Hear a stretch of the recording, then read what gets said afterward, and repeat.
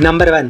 क्या आप जानते हैं कि दिल्ली के मंडोली जेल में बंद भारत के सबसे बड़े धोखेबाज और ठगों में से एक सुकेश चंद्रशेखर ने अयोध्या राम मंदिर में 11 किलो सोने का मुकुट दान करने के लिए पत्र लिखा है। नंबर 2। क्या आप जानते हैं कि भारत में ब्रिटिश शासन को स्थापित करने वाला गवर्नर जनरल रॉबर्ट क्लाइव 900 जहाज सोना चांदी लूट कर इंग्लैंड ले गया था और यह बात उसने खुद अपने ऊपर भ्रष्टाचार का मुकदमा चलने के दौरान सीनियर अफसर को बताया था। नंबर 3।